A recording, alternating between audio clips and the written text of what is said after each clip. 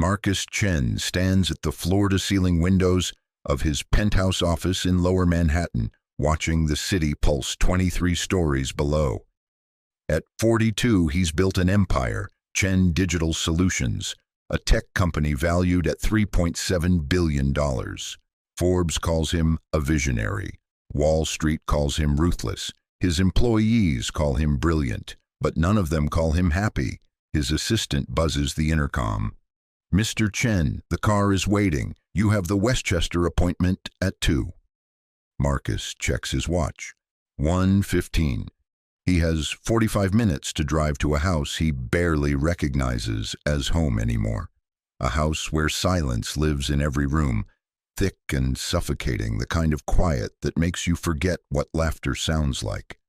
"Tell them I'm running late," he says, already knowing he'll cancel. He always cancels. 3 years ago, his wife, Sophia, died during childbirth. Complications the doctors didn't catch soon enough. Emergency C-section at 28 weeks.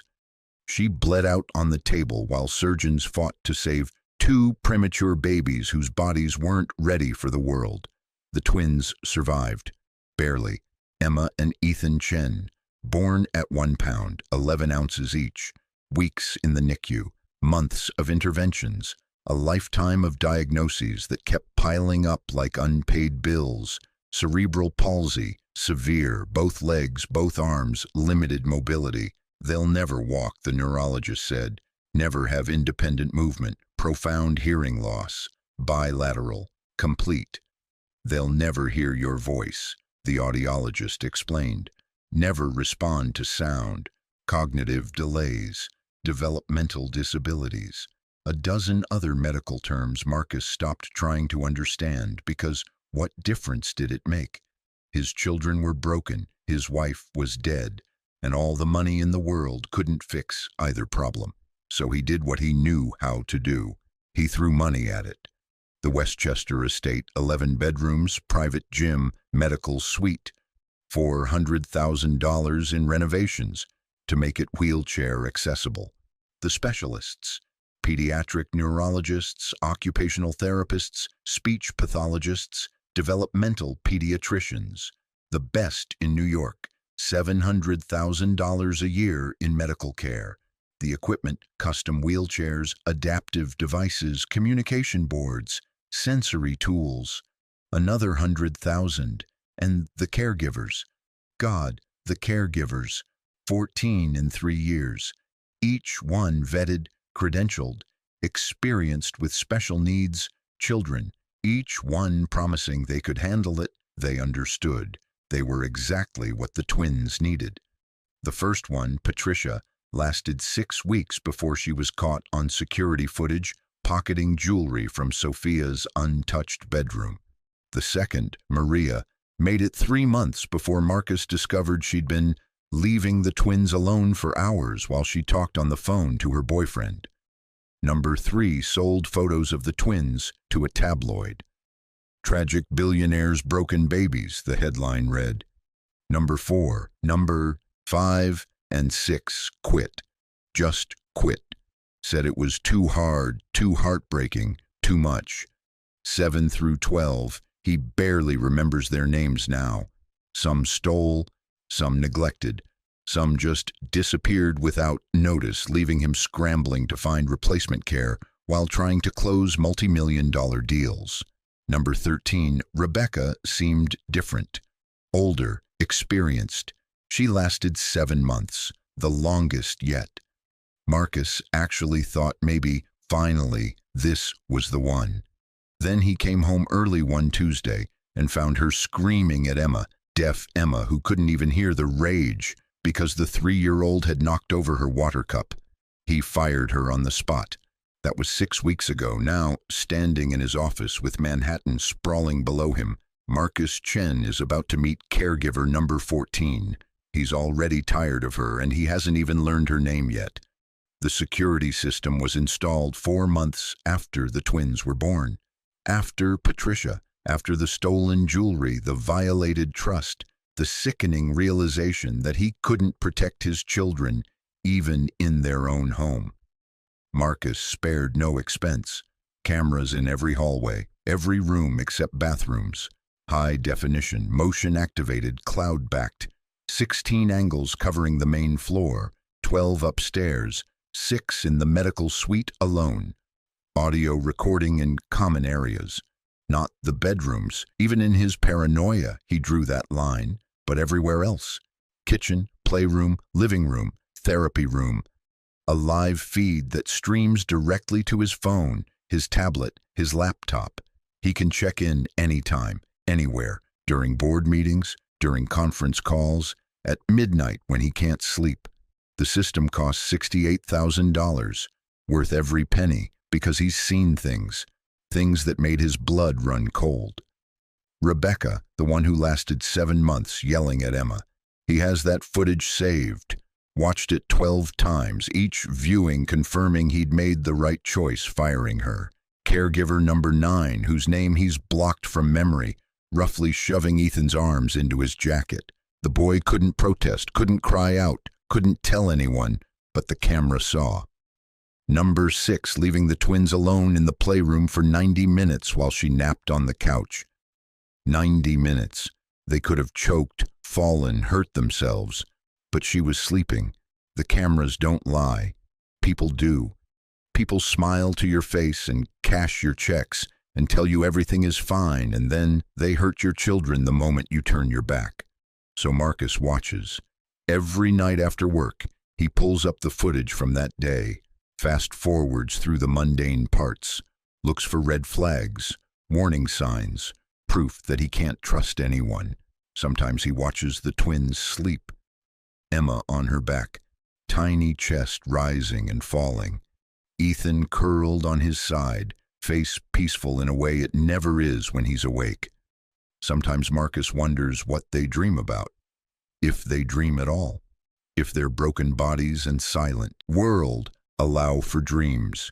He never goes into their room at night, can't bring himself to, because seeing them through a screen is manageable, clinical, safe, but standing there in person, watching them breathe, knowing Sophia will never see them grow up, knowing they'll never call him daddy because they can't hear the word and their mouths don't form sounds properly, that's too much. So he watches from a distance, through cameras, through screens, through the walls he's built around his heart. The intercom buzzes again. Mr. Chen, the agency called. The new caregiver is at the house. Mrs. Morrison is conducting the interview. Mrs. Morrison, the housekeeper, 63 years old, been with the family since before the twins were born. The only person Marcus still trusts, and even that trust is conditional. Tell her I'll be there in an hour. He won't be. He'll watch the interview on the security feed. See how this new woman presents herself when she thinks no one important is watching. They always reveal themselves eventually. The cameras make sure of it. Maya Rodriguez stands on the front steps of the Westchester estate at 1:58, exactly 2 minutes early, the way her grandmother taught her. Punctuality shows respect, Abuela always said. And respect costs nothing. The house is massive, intimidating, cream-colored stone, wrap-around driveway, gardens that probably employ 3 people full-time. Maya's entire apartment in the Bronx could fit in the foyer. She smooths her simple navy dress, touches the small cross necklace at her throat, a gift from Abuela before she passed, and rings the doorbell. A woman in her 60s answers, kind eyes, tired smile. You must be Maya. I'm Margaret Morrison. Come in, dear. The foyer is everything Maya expected and nothing she's comfortable with. Marble floors, crystal chandelier, fresh flowers in a vase that probably costs more than her monthly rent. Beautiful home, Maya says quietly. It's a house, Mrs. Morrison replies, and something sad crosses her face. Hasn't been a home in a long time. She leads Maya through the main floor, kitchen with professional appliances, living room with furniture that looks like no one sits on it, library with books that look like no one reads them. Everything perfect, everything cold. The twins are in the therapy room, Mrs. Morrison says, stopping outside a closed door. "Before you meet them, I need to be honest with you." Maya nods. She's 26 years old, studied early childhood development at community college while working 3 jobs. Spent the last 4 years as an aide at a school for deaf children in the Bronx. She knows what honest means in this context. It means hard. It means most people quit. Emma and Ethan are 3 years old. Both have severe cerebral palsy, profound hearing loss, cognitive delays. They're in wheelchairs. They don't speak, don't sign, don't communicate in any traditional way. Mrs. Morrison's voice drops. "Mr. Chen has had 14 caregivers in 3 years. None of them worked out. Why not? Some stole, some were negligent, some just couldn't handle it." She pauses. "And some Mr. Chen fired because he's protective, extremely protective, to the point of paranoia. The cameras," Maya says. She'd noticed them. 4 just on the main floor, 2 in this hallway alone. Everywhere. He watches constantly. If you take this job, understand that you'll never have privacy. He'll see everything you do, hear every word you say. Most people would walk away. Maya can see it in Mrs. Morrison's eyes. She's expecting her to.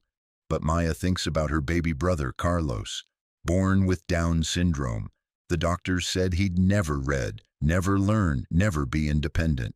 Carlos is 19 now, works at a grocery store, lives in a group home, reads at a 5th grade level because their mother never gave up, never stopped believing. "I'd like to meet them," Maya says. Mrs. Morrison's expression softens. "All right then." The therapy room is large, sunlit, filled with adaptive equipment, parallel bars, floor mats, a sensory wall with different textures, and in the center, 2 small wheelchairs. Emma has blonde hair, gray eyes, her mother's face from the photo Maya saw in the hallway. She sits motionless, head tilted slightly to one side, arms resting on the wheelchair tray. Ethan is beside her. Same blonde hair, same gray eyes, but his face is more angular, already showing hints of his father's features. His hands move constantly, fingers twitching, a repetitive motion that seems unconscious. Both children stare at nothing, not at Maya, not at Mrs. Morrison, just nothing. "Emma, Ethan," Mrs. Morrison says, even though they can't hear her. "This is Maya. She might be spending time with you." No response, no acknowledgement. It's like talking to statues. Maya feels her chest tighten, not with pity, with recognition. She's seen this before, this shutdown, this disappearing into yourself because the world is too hard, too overwhelming, too impossible to navigate. Carlos did this after their father left. Stopped engaging, stopped trying. Their mother sat with him every day, didn't push, didn't demand, just sat and hummed and waited. It took 3 months. But Carlos came back. Maya kneels down, brings herself to the twins' eye level. She doesn't touch them, doesn't speak, just looks. Emma's gaze drifts past her. Ethan's fingers keep twitching, but Maya waits, patient, still, and after 30 seconds, something shifts. Emma's eyes focus, just for a moment. She sees Maya, really sees her. Then the moment passes. The child goes blank again, but it was there. Connection. Brief, fragile, real. "I'll take the job," Maya says quietly. Mrs. Morrison exhales. "Mr. Chen will want to interview you first. He should be here soon." An hour passes, then 2. Mr. Chen doesn't come, but in his Manhattan office, Marcus Chen watches the security footage, watches this new caregiver, Maya, something he hasn't bothered learning her last name yet, kneel in front of his children. She doesn't smile too much, doesn't talk too much, doesn't do any of the performative things the others did, trying to prove how caring they were. She just kneels and waits. He watches Emma's eyes focus for that brief second. His breath catches. Then it's gone. Probably nothing. Probably coincidence. But he rewinds the footage, watches again and again. "When can you start?" He texts Mrs. Morrison. The response comes 30 seconds later. She says, "Now." Marcus leans back in his chair, jaw tight. "Tell her the rules. No physical contact without necessity. No deviation from the therapy schedule. No personal phone calls during work hours. And she's on probation for 90 days. He sends the message, returns to the live feed. The new caregiver, Maya, is still kneeling in front of his children, still waiting, like she has all the time in the world. Marcus feels something uncomfortable twist in his chest, something that feels dangerously close to hope. He shuts it down immediately. Hope is for people who haven't learned better. If you're enjoying this story so far, don't forget to hit the like button and subscribe. Drop a comment telling me where in the world you're watching from. I love hearing from you. Maya's first week passes in careful observation. She arrives at 7:30 every morning, parks her 15-year-old Honda beside the fountain, enters through the service door. Mrs. Morrison greets her with coffee and quiet updates. Emma had a rough night. Ethan barely ate breakfast. Mr. Chen called twice from Singapore, checking the cameras. Singapore, London, San Francisco. Marcus Chen is always somewhere else. Maya has never met him in person, but she feels him watching. Every moment, every movement. The cameras tracking her like silent judges. She follows the schedule taped to the therapy room wall. 7:45, morning stretches. 8:30, sensory play. 9:15, attempted communication exercises with picture boards. 10, occupational therapy with visiting specialist. 11, lunch. 12:30, outdoor time in adaptive stroller. 2, quiet time. 3, music therapy via recording. Everything clinical, everything measured, everything designed by people with degrees and credentials who've never made these children smile. Because Emma and Ethan don't smile, don't react, don't engage. They exist in their wheelchairs like beautiful, unreachable ghosts. But Maya notices things. The way Emma's fingers twitch when certain textures touch her skin. Soft things, silky things. The way Ethan's breathing changes when he's moved near the window, like he can sense the sunlight even if he can't see it properly. The way both twins turn their heads slightly when Mrs. Morrison walks by wearing her rose perfume. They can't hear her, but they smell her. They know her. They're not as gone as everyone thinks. On day 8, Maya breaks protocol for the first time. The morning routine is finished. The occupational therapist has come and gone. It's 12:15, time for lunch. But Maya doesn't call Mrs. Morrison to bring the pureed meals. Instead, she wheels Emma and Ethan to the large window overlooking the garden, positions them side by side in the sunlight. Then she sits on the floor in front of them and does something she hasn't done since Abuela died. She prays, not out loud. The twins can't hear her anyway, but she closes her eyes, clasps her hands, and speaks to God the way Abuela taught her, silently, honestly, desperately. "These babies are yours," she prays. "The doctors say they're broken, but you don't make broken things. You make miracles, so if you're listening, if you still do the impossible, please show me how to reach them, please." When she opens her eyes, Emma is looking at her, not past her, not through her, at her. The child's gray eyes are focused, curious, present. Maya's breath stops. She slowly lifts her hands, places them on her own chest, then extends them toward Emma, the sign for "I see you."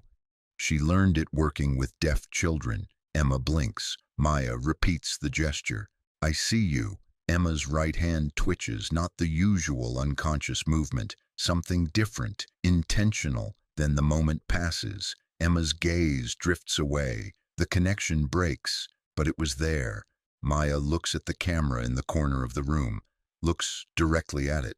She doesn't know if Marcus Chen is watching from wherever he is in the world, doesn't know if he'll fire her for deviating from the schedule, but something just happened, something real, and she's not going to stop.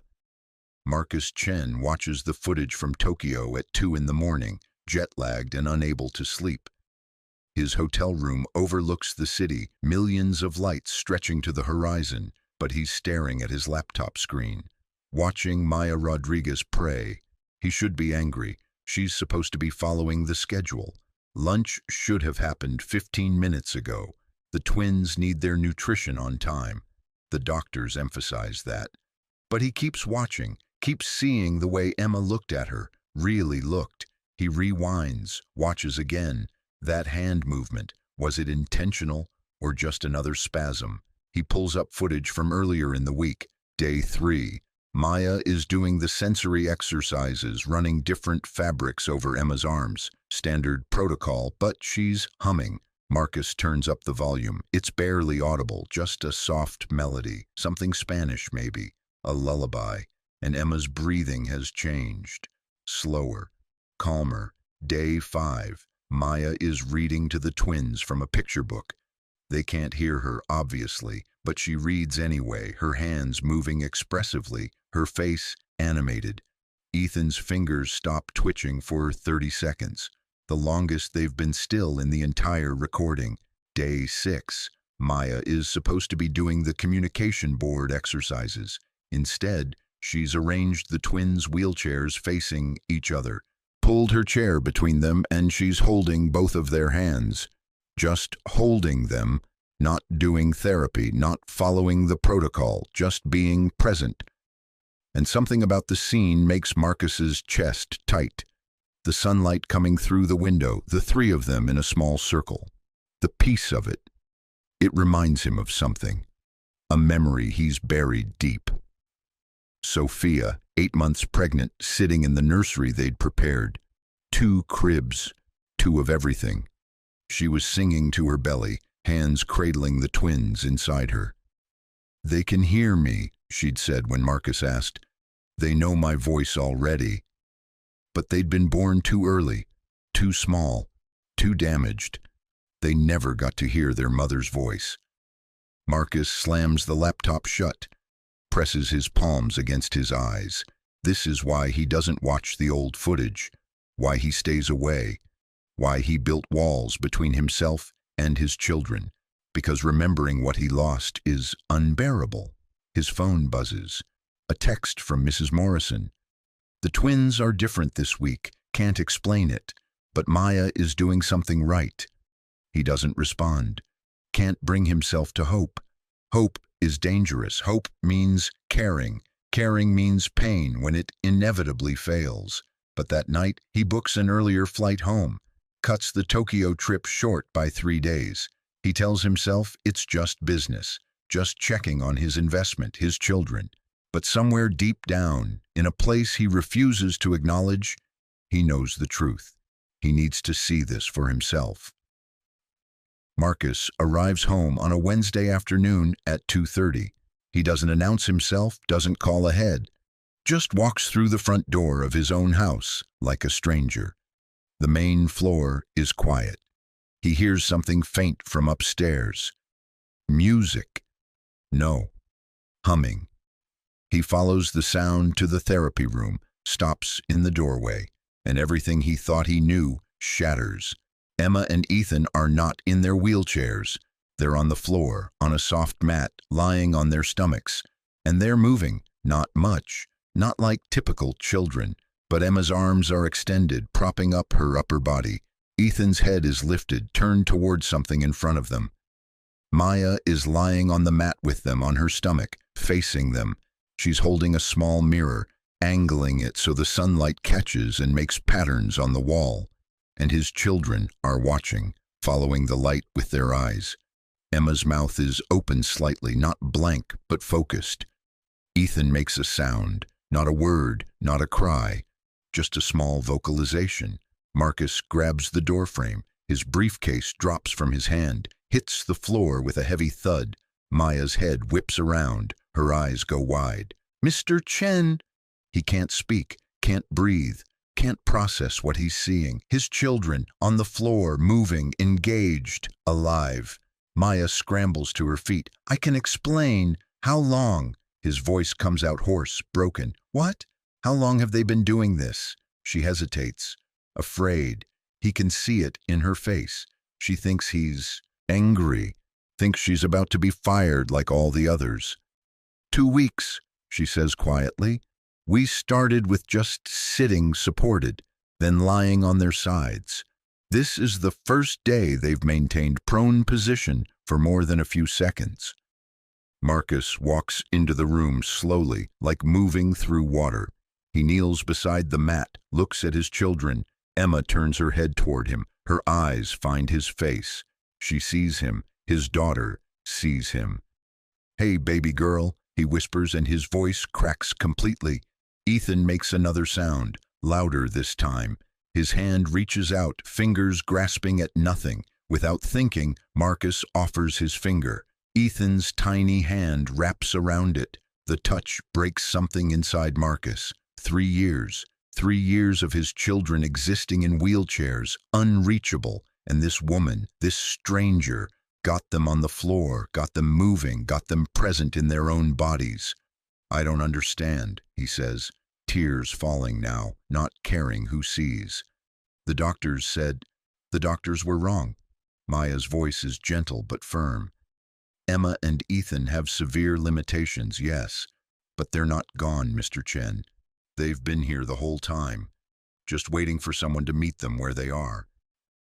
He looks up at her, really looks at her for the first time, not through a camera, not from a distance, but here, kneeling on the floor where she spends her days, reaching his unreachable children. She's younger than he expected, late 20s maybe, hair pulled back in a practical ponytail, simple clothes, no jewelry except a small cross at her throat. Nothing remarkable about her appearance, everything remarkable about what she's done. How? He asks. Patience, she says simply, and believing they could. Emma's arms start to shake. The position is getting hard for her. Maya immediately moves to support her, lifts her carefully back into a sitting position against cushions. That's enough for today, mija, she says softly. You did so good. Mija, my daughter. The Spanish term of endearment hits Marcus like a physical blow. She loves them. This woman loves his children. I should go, Maya says, already gathering her things, preparing for the inevitable. I know I broke protocol. I know you probably want to. Stay, she stops. Please, Marcus says, and he hasn't said that word in so long it feels foreign. Stay, I want to understand. I want to learn what you're doing. Maya turns slowly, studies his face, looking for something. Sincerity, maybe, or proof this isn't a trap. Whatever she sees must satisfy her because she nods. Okay. That evening, after the twins are asleep, Marcus and Maya sit in the kitchen while Mrs. Morrison prepares dinner. Maya explains everything. The way she noticed how the twins responded to different stimuli, how she researched alternative communication methods for children with multiple disabilities, how she started introducing touch-based signing, not ASL, but simple tactile cues. A specific touch pattern means eat. Another means more. Another means I love you. They can't hear me, Maya explains, but they can feel me. Touch is their primary language, so I'm teaching them to understand the world through their hands. Marcus listens, absorbing every word. The specialists never mentioned this, because most specialists focus on fixing what's broken instead of building on what works. Her voice is passionate now. Emma and Ethan will never be typical children, but that doesn't mean they can't communicate, can't learn, can't have rich inner lives. We just have to meet them in their world instead of forcing them into ours. Show me, Marcus says. Teach me. Over the next 2 hours, Maya demonstrates the touch patterns. She brings out a notebook filled with observations, drawings, progressions. She's been documenting everything. Emma responds best to firm pressure, she explains. Light touch makes her uncomfortable. But if you press your palm to her back like this, she demonstrates on her own arm. She calms. That's her grounding touch. It means you're safe. Marcus practices the movement, memorizes the pressure, the rhythm. And Ethan needs movement. When he gets overstimulated, gentle swaying helps. Like this. She rocks slightly side to side. It regulates his nervous system. Marcus learns, really learns. For the first time in 3 years, he's not throwing money at the problem or delegating to experts. He's present, engaged, becoming the father his children need. At 9:30, Maya stands to leave. I should get going. My shift ended hours ago. I'll double your salary, Marcus says suddenly.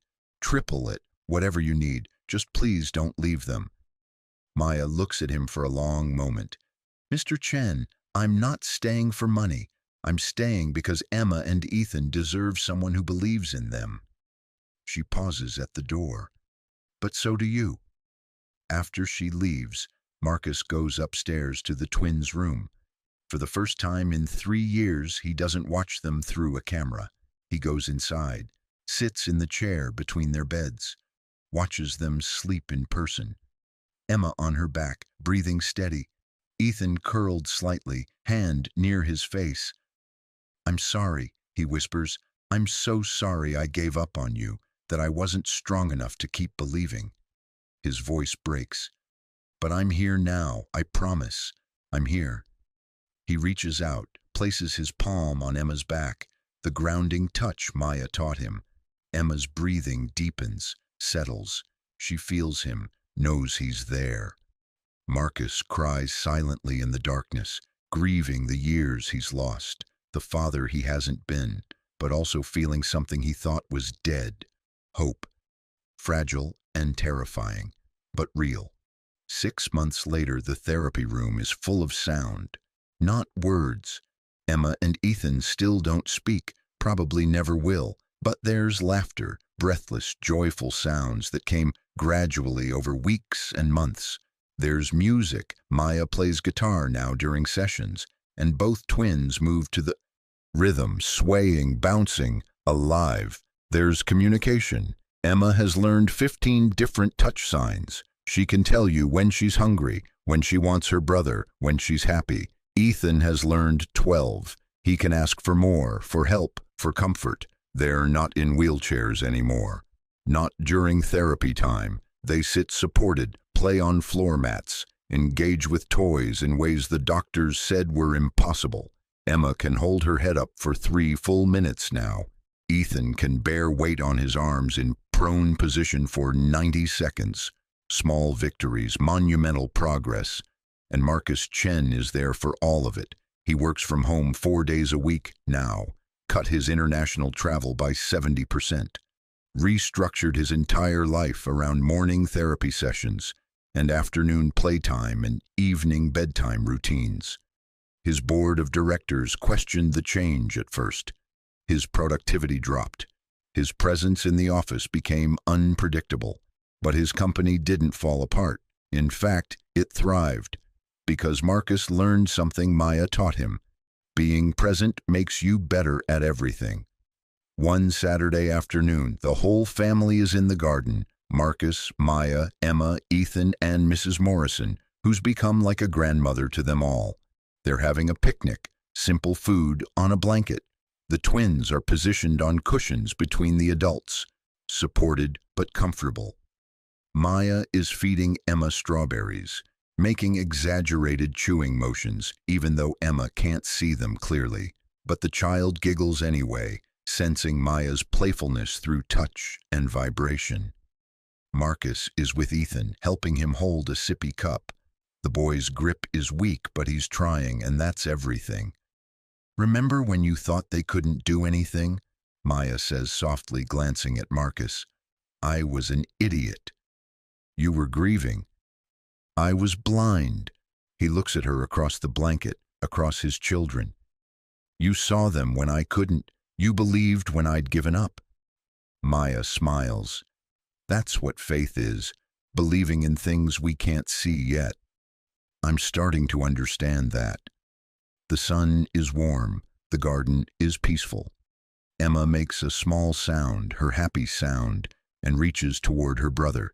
Ethan reaches back. Their fingers don't quite meet, but the intention is there. They know each other, love each other, are connected in ways that don't need words. Mrs. Morrison wipes her eyes. Mrs. Chen would be so proud of them. Marcus nods, throat tight. She would be proud of all of us. Later, after the twins are in bed, Marcus finds Maya in the kitchen washing the picnic dishes, even though that's not her job. Maya, she turns, I need to tell you something. He moves closer. When you first came here, I watched you through cameras because I didn't trust anyone. I'd been burned too many times. I know, but somewhere along the way, I stopped watching because I was afraid. I started watching because I was grateful. He pauses. You didn't just save my children. You saved me. You reminded me how to be human again. Maya's eyes fill with tears. That's the nicest thing anyone's ever said to me. I don't know how to repay you for what you've given us. You already have. She gestures toward the stairs where the twins sleep. You showed up. You became the father they needed. That's all I ever wanted. They stand in the quiet kitchen, two people who started as strangers and became family. Will you stay? Marcus asks. Not just as their caregiver, as part of this family, permanently. Where else would I go? Maya smiles through her tears. These babies are mine now too. And that's the truth of it. Family isn't always blood. Sometimes it's a woman from the Bronx who kneels on floor mats and believes in miracles. Sometimes it's a man who learns to stop hiding behind money and start showing up with his heart. Sometimes it's two children who can't walk or hear or speak, but who love with their whole beings. Sometimes broken things don't need fixing. They just need someone willing to see their beauty anyway. 3 years later, Emma and Ethan are 6 years old. They're still in wheelchairs for most activities, still nonverbal, still profoundly deaf. But they're thriving. They attend a specialized school where Maya now works as a consultant, teaching other caregivers the methods she developed. Her techniques have helped 17 other children make breakthrough progress. They communicate with dozens of touch signs. They paint with adaptive brushes. They play games designed for their abilities. And every night, their father reads to them, not with his voice, but with his hands. He learned tactile storytelling, learned to make their bedtime routine about connection, not words. One evening, Marcus is tucking Emma in when she does something new. She lifts her hand, touches his face, then touches her own chest, the sign for I love you. She's never done it spontaneously before, only in response to him. But tonight, she initiated it. Marcus's vision blurs instantly. He repeats the sign back to her, presses his forehead gently to hers. I love you too, baby girl. So much. In the next bed, Ethan makes his happy sound. Marcus goes to him, repeats the ritual. When he comes downstairs, Maya is waiting with Mrs. Morrison. Both of them have been watching on the monitor, not to spy, but to witness. She told you she loved you, Maya says, crying. She did. Do you know what that means? Mrs. Morrison asks. It means she understands love, feels it, can express it. 3 years ago, the doctors said that was neurologically impossible for her. Marcus sinks onto the couch, overwhelmed. How did you know? When you first came here, when everyone else had failed, how did you know they could reach this point? Maya sits beside him. Because I grew up watching my mother fight for my brother when everyone said he'd never amount to anything. She taught me that God doesn't make mistakes, that every person has value, has purpose, has gifts. We just have to be willing to look past the obvious to find them. She takes Marcus's hand. Emma and Ethan were never broken, Mr. Chen. They were just waiting for someone to learn their language. Marcus looks at this woman who changed everything, who saw potential where others saw limitations, who loved his children back to life. Thank you, he whispers, for everything, for them, for me, for showing us that miracles still happen. Miracles happen every day, Maya says gently. We just have to pay attention. That night, Marcus sits at his desk and writes in the journal he started keeping 6 months ago, a record for his children for when they're older and can understand, through touch, through pictures, through whatever methods work for them. Today, Emma told me she loved me for the first time, not because I asked, because she wanted to, because she felt it and knew how to express it. 3 years ago, I thought I'd lost everything, my wife, my children, my future. But I was wrong. I hadn't lost them. I just couldn't see them through my grief and fear. Maya taught me to look differently, to measure success not by typical standards, but by presence, connection, joy. My children will never walk or speak or hear, but they love, they communicate, they experience happiness. That's not tragedy, that's miracle, and I'm grateful every single day that I was given the chance to witness it. He closes the journal, turns off the light, goes upstairs to check on the twins one more time. Emma and Ethan sleep peacefully. 2 beautiful children who taught their father that strength comes in unexpected forms, that love transcends limitations, and that the greatest wealth isn't found in bank accounts. It's found in the small hand that reaches for yours, in the smile that lights up a face, in the touch that says, I see you, I know you, I love you, and in the ordinary people who do extraordinary things simply because they believe. Thank you so much for watching until the end. If you loved this story, check out the other videos on your screen now. I think you'll really enjoy them, and don't forget to subscribe if you haven't already. See you in the next story.